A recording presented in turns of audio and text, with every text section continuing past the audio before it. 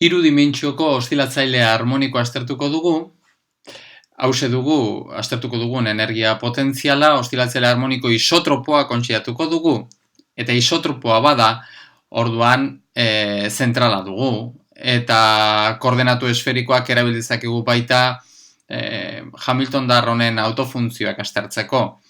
Bueno, izatez ja, energia potentzia honen autofuntzioak aztertu genituen, zehalako energia potentziala kartesiarretan adirazita baita banangarria dugu, eta orduan ja aztertuta daukagu.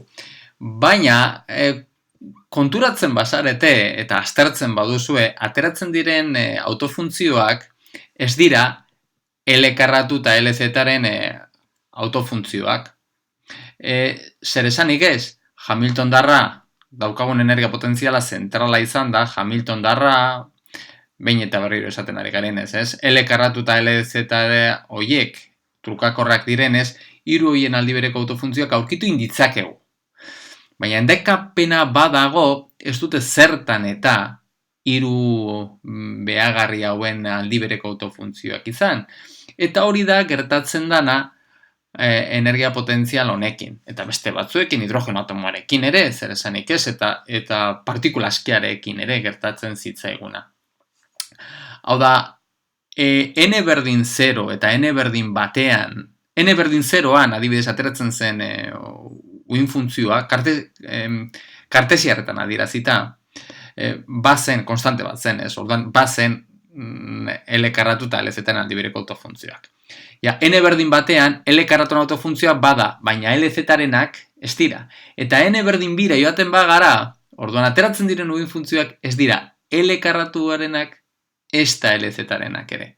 Zer esanik ez, hauen arteko kombinazio lineal egoki bat beti aurkitu indezakegu L karratu eta LZ-aren aldi bereko autofuntzioak izateko. Orduan, orain hartuko dugun perspektiba izango da ja hasieratik koordenatu esferikoetan aztertu eta aurkitu zeintzuk diren Hamilton-Darra L karratu eta LZ-aren autofuntzioak. Eta hori izan da guk beti adiratezakegu uin funtzioak malean zenbaki n, l eta m zenbaki kuantikoen funtzioan, izango dugu ekarpen bat R moduluarekin erlazionuta dagoena eta gero daukagu bestaldetik harmoniko esferikoak. Ekarpen honek R-rekin lotuta dagoen uin funtzioa betetzen duen ekuazioa zein den ateratzeko, egin behar duguna da Hamilton-Darren ordezkatu, hemen daukagun forma honekin, eta ateratzen zaiguna adierazpena ondorengoa da. Alde batetik, energia zinetiko radiala. Bera adierazpena hauxe da.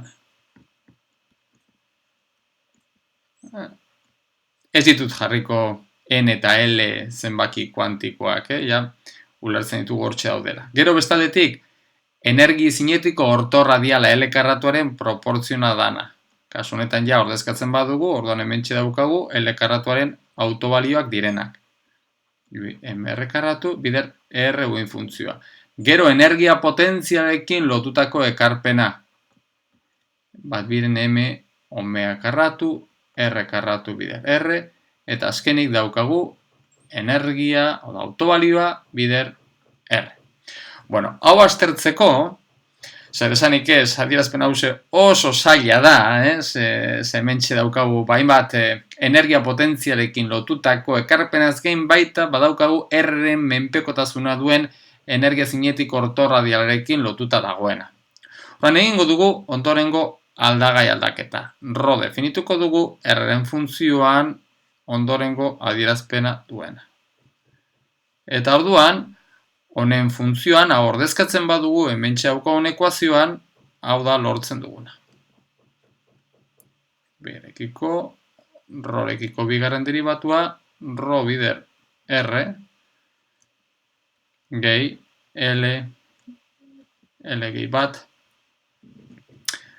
zati Rho karratu, bider R, gehi Rho karratu R, bider autobalioa epsilon bezala definituko duguna, bider R funtzioa, non epsilon hori den autobalioa zati bat biren h barra omega. Bueno, orduan, hau da ebatzi behar dugun ekuazioa. Ze metodo aplikatuko dugu honetarako? Aplikatuko duguna izango da serien garapena. Baina hori egin baino lehen zera ikusiko dugu. Aztertuko dugu, baita dimintsu bakarrean egin genuena, zen den honen portaera rho infinito denean. Eta rho infinito badugu, orduan geratzen zaigun ekarpen bakarra, badugu hau anulatzen zaigu, eta bakarrik geratzen zaigu rho karratu honekin lotutako ekarpena, eta hemetik honekin lotutako ekarpena. Honen garapena egiten badugu, bakarrik geratzen zaigun, hemetik geratzen zaigun, bigarren derivatuarekin lotutako ekarpena geratzen zaigu, eta hauze ondorengoa dugu. Izatez, geratzen zaiguna, da dimintsu bakarrean geratzen zitzaigunaren berdina. Azken finean, ekarpen hauze kentzen badugu, orduan geratzen zaigun ekuazio efektiboa nolabait, da dimintsu bakarreko ekuazioa. Eta, hemen ere, han ere ikusi genuen bezala, rho infinitonaz doanean, R funtzioa, eber minus rho karratu zati bi bezala dijoala esan genezake. Orduan, ze egingo dugu? Hau kontutan izan da, egingo duguna izango da gure uin funtzioa R hori, ze hau bakre baliagarria da, rho infinitoa denean. Orduan, beste rho guztietarako egingo duguna izango da bananduko dugu. Bananduko dugu R-ren adierazpena. Eta horrek ze esan edu? Kenduko diogu ekarpen hau. Orduan, R jarriko dugu ondorengo eran. Eber minus rho karratu zati bi, oda rho infinitoko ekarpenak ematen duena, bider F. Beraz, F hause da rho uin funtzioa, baina infinituan duen portaera kenduta. Eta honein ikusiko duguna izango da zein den F funtzionek betetzen duen ekuazioa. Eta horretarako egin behar duguna da R-ren adierazpena ordezkatu behar dugu hemen, ateratzeko zein den F horrek betetzen duen ekuazioa. Bueno, hori egiten badugu, zera daukagu. Rho karratu, F-ren bigarren R-rekiko bigarren derivatua, bi rho F', zatez estrategia hause baita dimintsu bakar batean aplikatu genuen. F da berdin bi rho kubo F' gehi iru ken epsilon rho karratu bider F. Bueno, eta hau aztertzeko, orduan ere egin genuen bezala, zera egingo dugu? F-ren serien garapena egingo dugu. Orduan, F jarriko dugu, perekiko batukaria CP rho P bezala. Bueno, orduan, askatzen badugu, hementxe dagoen, ordezkatzen badugu, F-ren adierazpena, hementxe daukagun ekuazioan, aterako dugu P koefiziente hauek bete behar duten erlazioa ekuazio hori betetzeko. Han ere, atera genuen bezala. Orduan, P-ren erlazioa ondorengoa dugu. P gehi bat, minus L gehi bat. Guzti hause dago, bide CP. Orduan, dauko bi, P ken bi, gehi iru, ken epsilon. CP minus bi. Orduan, han ere, atera genuen bezala, hemen ikusten dugu nola, bikoitia den koefiziente bat finkatu eskero, ja beste guztiak, bikoitiak diren guztiak, finkatuta daudela. Eta bakoitea den koefiziente bat finkatu eskero, bakoitea direnea finkatuta daudela. Orduan, bikoitiak eta bakoitiak nolabait independentik dijoaztela, hori da hementsi ikusten duguna. dimentsio bakarrean ikusi genuen bezala. Beraz, azken finean, zer esanik ez bi konstanteen funtzioan geratzen zaigu gure f-ren adierazpena, eta hori logikoa da, ze daukagun ekuazioa f betetzen duen ekuazioa bigarren ordeneko ekuazio diferentziala dugulako. Bueno, orduan, hori ez da nolabait diferentia. Baina badaude beste gauza batzuk, hementsa dagoen adierazpena aztertzen badago gauza batzuk pixkat diferentiak direnak, dimentsio bakarrekin konparatuz. Bueno, lehenengo eta behin. Ikusten dugu, nola?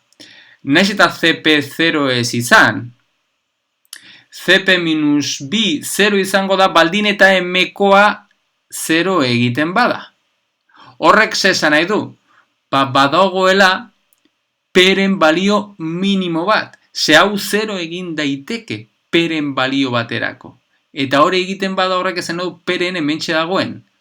Serie hau ez dela 0tik hasten, baizik eta P balio minimo baterako.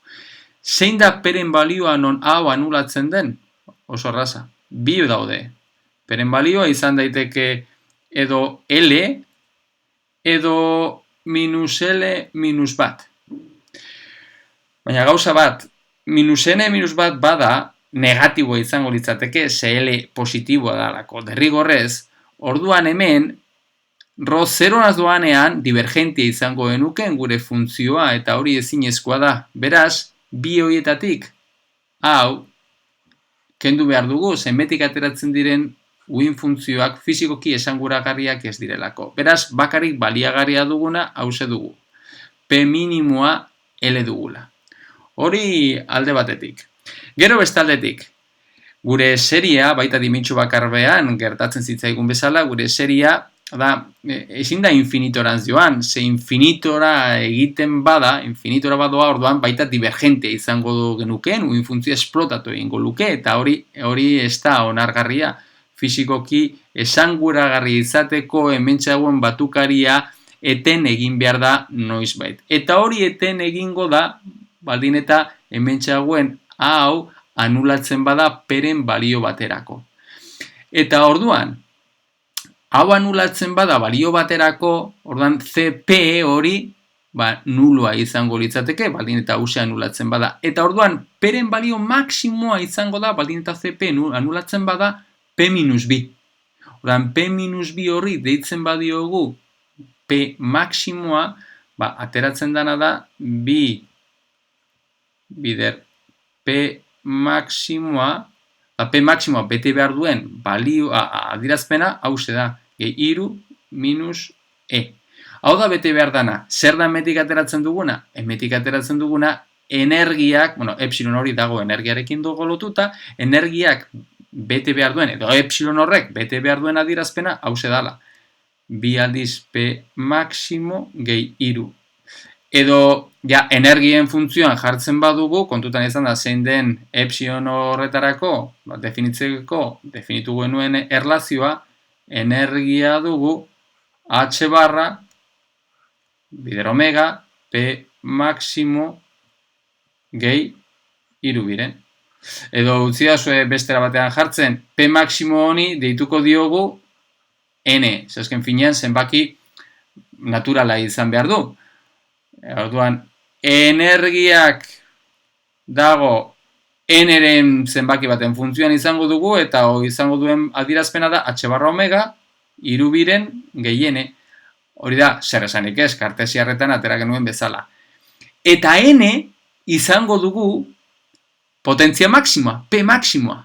Eta L dugu minimoa. Orduan, badago haien artean erlazio naturala. N derrigorrez izan behar du, handiagoa edo berdin, baldin eta maksimoak eta berdina, eta minimoa, beraz, bakarrik, ekarpen bat, bakarrik, badago garapen honetan, N izan behar du, L baino handiagoa edo berdina. Beraz, ja atera dugu zein den bi hauen arteko erlazioa. Orduan, honen arabera, geratzen zaigun F-ren adierazpena, esaten ari garenaren arabera,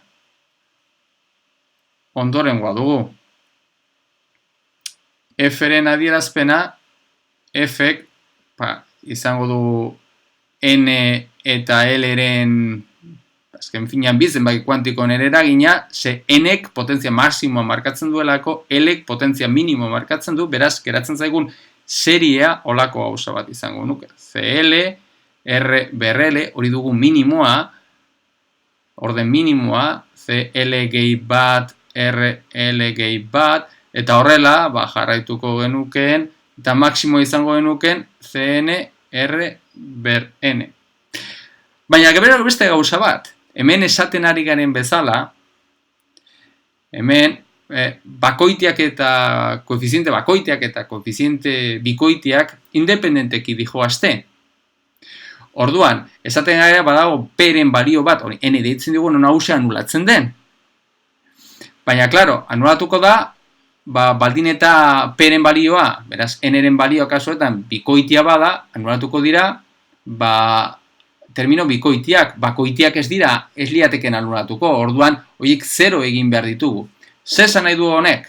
Hemen txagertzen diren, koefiziente hauek, guztiak, L horiek eta hemen txagertzen direnak, bakarrik.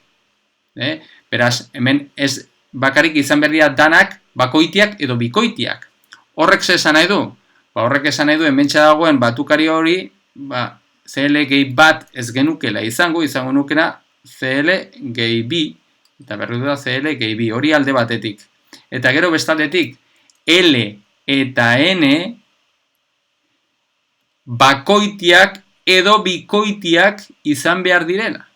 Hori da N eta L-ren arteko beste erlazio bat. L eta N izan behar dira bakoitiak, biak berdin, bakoitiak edo bikoitiak biak. Hori da L eta N-en arteko beste erlazioak. Biak izan behar dira, edo bikoitiak, edo bakoitiak. Bueno, beraz, ja, atera dugun ezaugarri honekin, ja, baintzat bai deskribatu dezakegu nolakoak izango diren uin funtzioak. Alde batetik lortu dugu zein den autobalioa, alde batetik beraz badaukagu honen arabera, zer da dakiguna. Autobalioaren adierazpena daukagula N-eren funtzioak eta bera adierazpena dela H barra omega irubiren gehiene. Beraz, N-ek markatzen du zein den energia maila. Bestaldetik, uin funtzioak daukate N, L eta M zenbaki kuantikoak eta horiek dira. Daukaten adierazpena da E ber minus rho karratu zati bi. Gero daukau F funtzioa N eta L-ren menpean duguna, eta horrek ematen du R-ren menpekotasuna, eta gero daukagu bestaldetik harmoniko esferikoak tita eta firikeko menpekotasuna ematen dutenak. Eta hementxe daukagun honi goian deitu diogu guzti horri RNL. Bueno, eta zeintzu dira, hori bai, kontutan hartu behar dugu baita zein den koefiziente edo zenbaki kuantikoa hauen arteko erlazioak. Alde batetik daukagu, nola, N izan behar da, handiago berdin L, eta gero kontuan izan biak bakoitiak edo bikoitiak izan behar direla, hori kontutan hartu behar dugu, eta gero bestaldetik, claro, L eta M-ren arteko erlazioa, L izan behar dugu, handiago berdin, M-ren balio absolutua. Bueno, honen arabera, deskribatu dezakegu zeintzu diren energia maila diferentetarako daukagun uin funtzioak, adibidez. Lehenengo, oinarrizko maila, N berdin 0, N eta M, N eta L, zenbaki naturalak izan behar dira, eta 0 barne. N 0-ren posibilitatea ere badugu. Orduan, N berdin 0-orako daukagun energia maila da irubiren H barra omega. Zein da kasu honetan daukagun uin funtzioa edo uin funtzioak? Kasu honetan uin funtzioa da psi, N bada berdin 0. N 0 badugu, L izan bera 0 baino txikiagoa do berdina, beraz 0. Eta M L 0 badugu, emeren balio bakarra baita 0 dugu. Zein da honek duen adierazpena? Bueno, honetara bagoaz, orduan daukaguna da, behintzat da eber minus roren funtzioan adierazita, azken finean ro edo rren funtzioan adierazita berdin dio, alde batetik daukagu esponentzial hori guztietan agertzen dana, eta gero bestatetik daukagu hause. Kontutan hartu behar dugu, hau polinomio bat dala, horren orden minimoa dala L, kasu honetan 0, maksimoa baita dugu kasu honetan 0, beraz konstante bat izango dugu, orduan beti edo izango dugu normalizazio konstantea dana, eta horregatik jarriko dugu, ez dugu jarri berdin, jarriko dugu proportzionala, bai? Azken finean normalizazio hori, normalizazio konstante hori kontutan hartu gabe. Beraz, R-ekiko edo ROR-ekiko menpekotasuna konstante bat geratzen zaigu polinomio honetan, eta gero daukagu I00 jarriko dut, adierazpena I00, baina kasu honetan ere konstante bat daukagu. Bueno, hau da daukagun, lehenengo mailari dagokion uin funtzioa, eta zer esanik ez kasu honetan ez dagoen dakatua bakret daukagu, energia horrekin daukagu, egoera bat dakapena 0, dakapena bat dugu. Guazen urrengo mailara, orduan E bat dugu, orduan dugu bost biren H barra omega, eta kasu honetan daukagun N-eren balioa da bat, L-eren balioa izan berdaz bat baino txikiagoa, orduan, printzipio 0 eta bat, baina biak izan behar dira bakoiteak edo bikoiteak, orduan bakari daukagu L-eren posibilitate bat. Eta M, hori bai, M izan daiteke bat, 0 eta minus bat. Beraz, zein da kasuetan geratzen zaigun adierazpenak?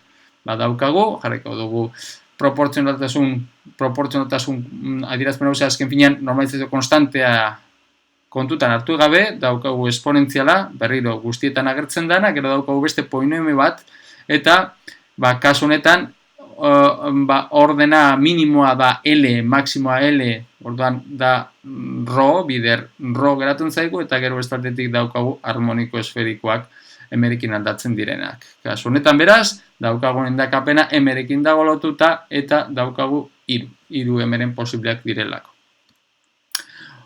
Urrengora joaten bagara, orduan kasu honetan daukagu energia 7 biren H barra omega, eta hemen ja askatzasun aukera diferenteak ditugu. Orduan, lehenengo eta behin, N-eren balioa da bi, L-eren balioa N-eren baino txikiago izan behar du, eta bikoitia ere, beraz 0, eta M-eren balioa baita 0 izan behar du. Orduan, honen adierazpena izango da rho karratu, eta gero polinomioak duen orden minimoa da 0 eta maksimoa bi, beraz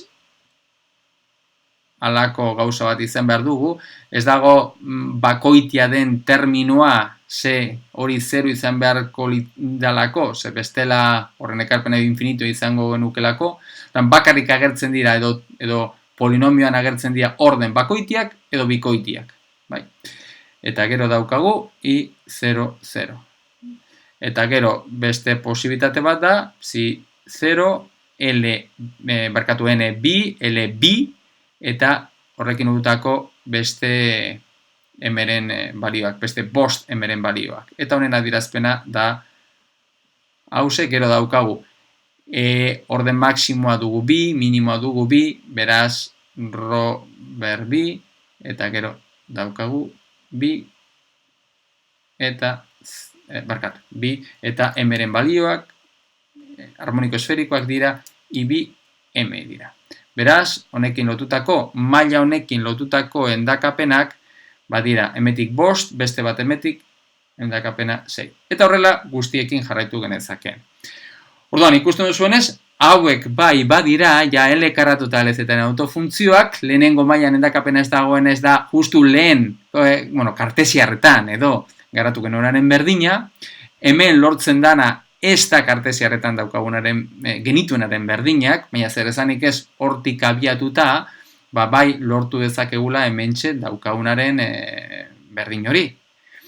Eta gero, gauza bera gertatzen zaigu honekin, kartesiarretan genuen egoeran kombinazio lineala egokia hartuta, bai lortu ditzakegula hementxe agertzen diren autofuntzioak.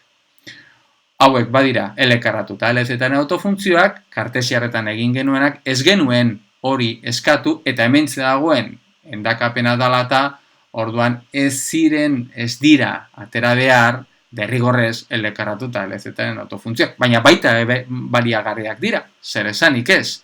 Gauza da, hauek badaukatela beste ezaugarri hori, eta segun eta zetarako nahi dugun, erabilgarriak izan daitezke hauek izate.